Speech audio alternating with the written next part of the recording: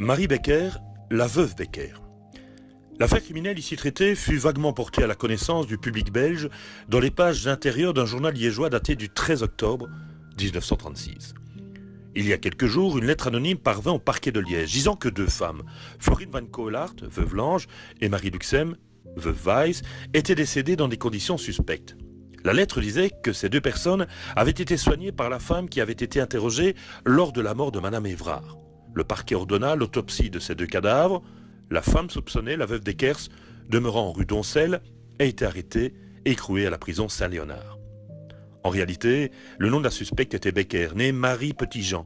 Elle sera bientôt connue sous le nom de veuve Becker. Cette affaire fut marquée par l'envoi aux autorités d'une série de lettres anonymes.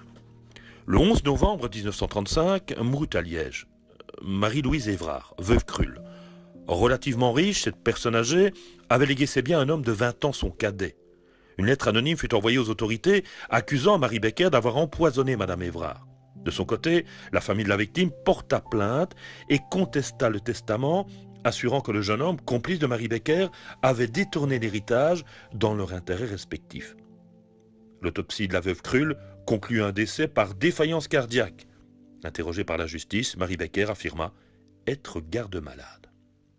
On se souvint alors de la réception en juin 1933 d'une autre lettre anonyme qui avait accusé Marie Becker du meurtre de son époux et d'une dame, Castaldo. Après une sortie en ville, Marie avait offert une tisane à Madame Castaldo, laquelle était morte quelques jours plus tard d'une apparente indigestion. Castaldo avait prêté à Becker 19 000 francs et le décès de la créancière avait épargné à Marie un remboursement. Toutefois, les indices d'un éventuel crime avaient été à l'époque jugés insignifiants. Quant à M. Becker, son décès rapide à un âge peu avancé avait été jugé naturel. 3 médecins avaient affirmé que le décès était la conséquence d'un cancer. Le 12 octobre 1936, une nouvelle lettre anonyme provenant sans doute du même auteur, qui restera non identifié, parvint aux autorités. La lettre accusait Marie Becker du meurtre de la veuve Lange, 85 ans, retrouvée morte dans sa chambre, fermée à clé 2 semaines auparavant. Le 20 septembre, par ailleurs, la veuve Bultet, une intime de Becker, était morte de vomissements. Le 30 septembre, la veuve Weiss, une amie de Marie Becker, mourut aussi en quelques heures. Sa fortune estimée à 40 000 francs avait disparu. Ces 3 décès, tous survenus dans l'entourage de Marie, en l'espace de 2 semaines, parurent des plus suspects. Utilisant des informations données par l'informateur anonyme, les policiers surveillèrent à un moment déterminé le domicile d'une dame, l'amie, laquelle, toujours selon l'informateur anonyme, devait recevoir les soins particuliers de Marie Becker. Cette dernière se présenta effectivement à l'adresse au moment renseigné et fut arrêtée. Dans un sac, les policiers découvrirent un flacon de digitaline, une médication destinée aux cardiaques, mais pouvant s'avérer mortelle pour des gens en parfaite santé. Becker affirma que la digitaline était destinée à son usage personnel, mais n'en fut pas moins placée en détention. Une instruction de 18 mois commença. Le procès de Marie Becker s'ouvrit à Liège en 1938 devant des représentants de la presse internationale.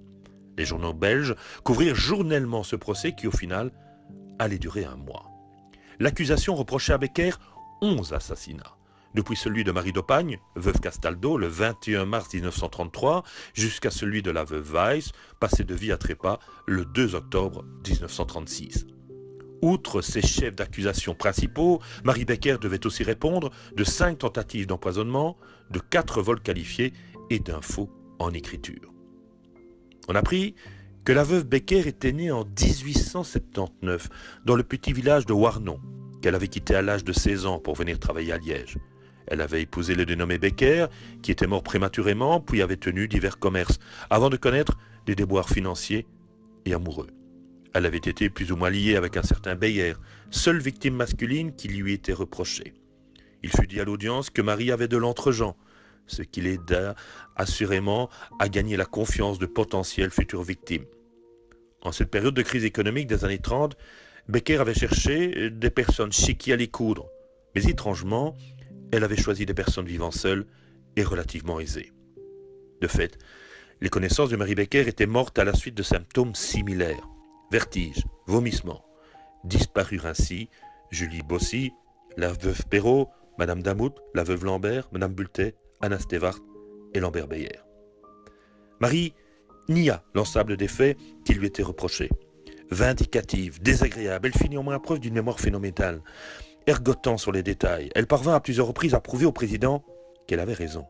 Il fallait établir le mobile. L'accusation dénonça la liaison de la veuve avec un jeune homme qui aurait pu être son fils.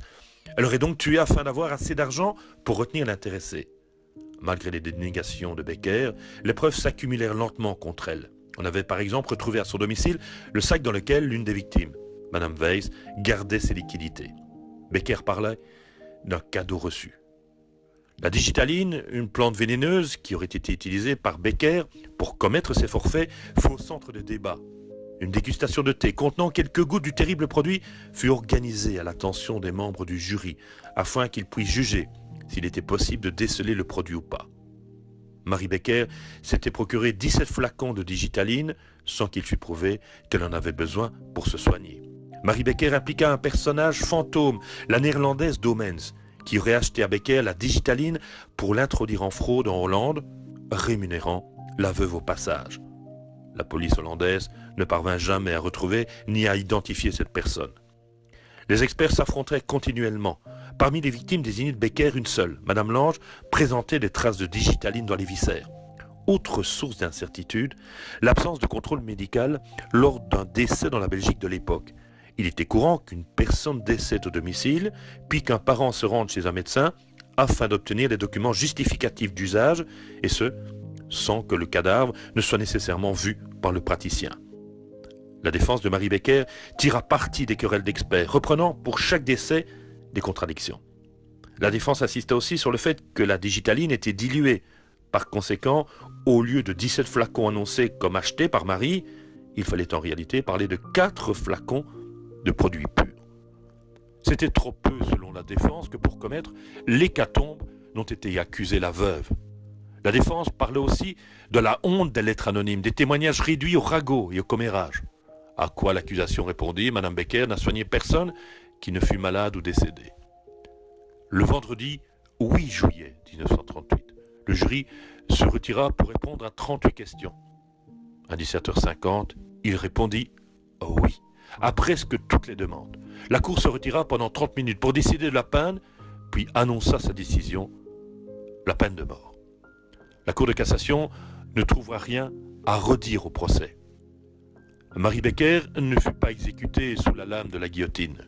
La dernière exécution effectuée en Belgique remontait à l'année 1917. Elle mourut en prison le 11 juin 1942 à Forêt.